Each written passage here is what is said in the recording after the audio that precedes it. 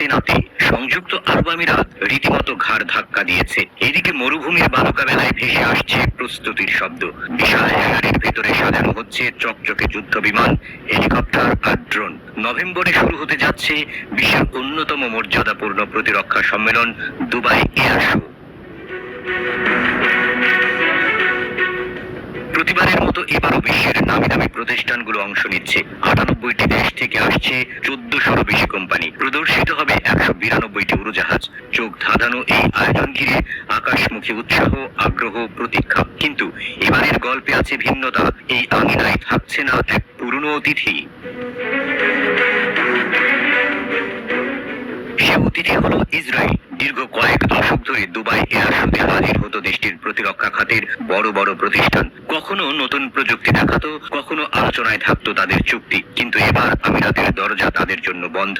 কারণটা হঠাৎ তৈরি হয়নি। কয়েকদিন আগেই কাতারের রাজধানী দোহায় হামাসের রাজনৈতিক নেতাদের উপর হামলা চালায় ইসরায়েল। মধ্যপ্রাচ্যের আকাশ কেঁপে ওঠে সেই আক্রমণে। কাতারের স্বাধীনতা ও সার্বভৌমত্বে যেন আঘাত হানে তারা। একে আরব বিশ্বের অনেক দেশে বিশ্বাসঘাতকতা হিসেবে আখ্যা দেয়।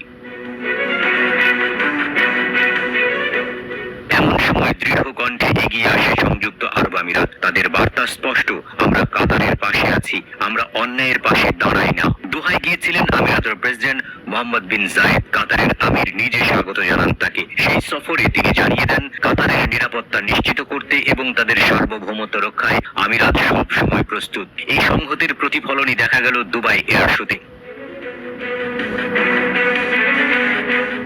আমিরাত কর্তৃপক্ষ আনুষ্ঠানিক চিঠি পাঠায় ইসরায়েলি প্রতিরক্ষা মন্ত্রণালয়ে। বলা হয়, নিরাপত্তা সংক্রান্ত উদ্বেগের কারণে এবারের এয়ার শোতে তাদের অংশগ্রহণ নিষিদ্ধ করা হলো। কিন্তু সবাই জানে আসল কারণ অন্য। কাতারের বুকে চালানো হামলার জবাব হিসেবে এই সিদ্ধান্ত। গল্পের ভিলেন ইসরায়েল তখন বিস্মিত। তাদের কর্মকর্তারা দৃঢ় বিশ্বাস করেন দুবাইয়ের এই সিদ্ধান্ত সরাসরি কাতারের ঘটনার প্রতিক্রিয়া। শুধু তাই নয়, পোল্যান্ডেও অস্ত্র প্রদর্শনীতে অংশ নিতে গিয়ে তাদের প্রতিরক্ষা কর্মীরা জিজ্ঞাসাবাদের মুখে পড়েছেন। মনে হচ্ছে বিশ্ব জুড়ে কোথাও আর আগের মতো স্বস্তি পাচ্ছে না ইসরায়েল।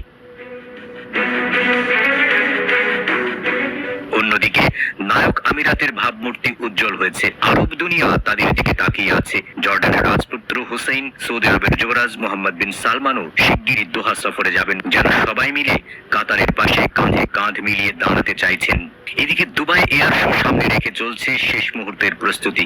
রঙিন পতাকায় সাজছে প্রদর্শনীর প্রাঙ্গণ।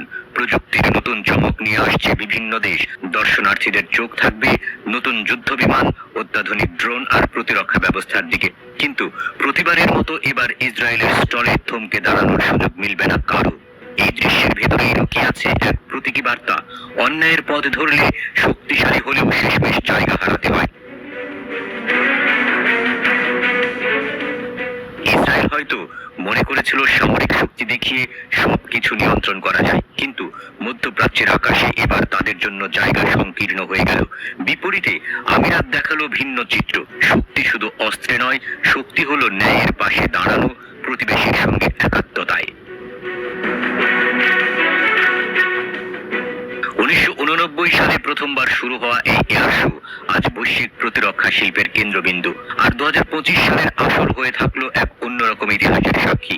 এখানে নায়ক হয়ে উঠল সংযুক্ত আরব আমিরাত, যে সাহসিকতার সঙ্গে অন্যায়ের বিরুদ্ধে কণ্ঠ তুলল। আর ভিলেন হলো ইসরায়েল, যে আক্রমণের মাধ্যমে নিজেই নিজের জন্য দরজা বন্ধ করে দিল। শেষমেশ দুবাইয়ের আকাশে উড়বে একের পর এক যুদ্ধ বিমান, দর্শকদের চোখ জুড়াবে আধুনিক প্রযুক্তির ঝলক। কিন্তু বাতাসে ভেসে বেড়াবে এক নতুন বার্তা, ন্যায়ের পথে যে হাঁটে সেই ইতিহাসের নায়ক হয়ে থাকে। আর অন্যায়কারীর জন্য রয়ে যায় শুধু নিষেধাজ্ঞা, প্রত্যাখ্যান আর নিঃসঙ্গতা।